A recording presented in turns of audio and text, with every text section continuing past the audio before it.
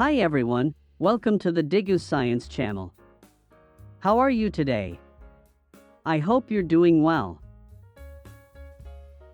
Have you ever heard the term phasor? Probably not. It's a new term we're starting to learn about in high school.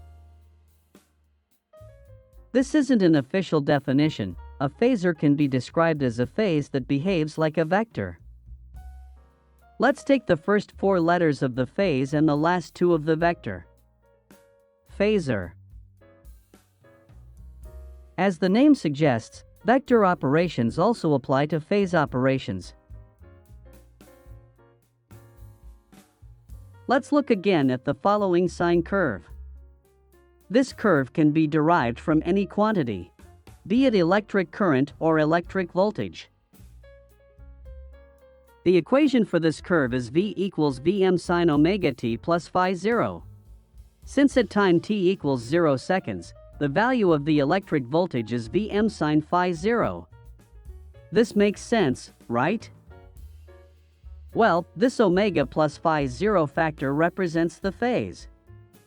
This is what is meant by the phase in a phasor.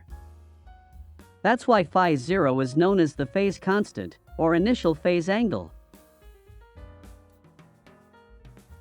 Because this phase behaves like a vector.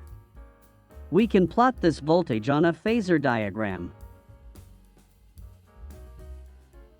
Similar to a two-dimensional Cartesian coordinate system, the horizontal straight line represents the phase. The vertical straight line represents the voltage, or current. Since we're plotting voltage, this axis represents the voltage, V.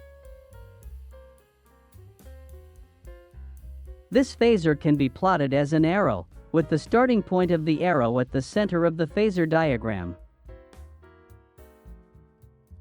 The length of the phasor is the multiplier to the left of the sign. The length of the phasor line is Vm. Now, let's focus on the phase axis. When writing a vector, the east direction is always 0 degrees. In a phasor diagram, this is not the case.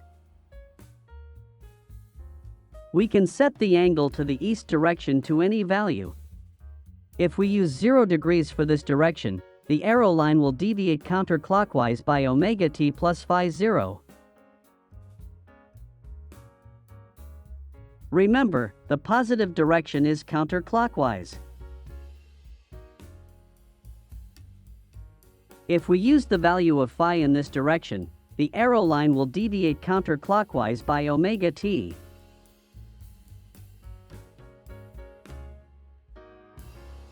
If we use the value of omega t in this direction, the arrow line will deviate counterclockwise by phi 0.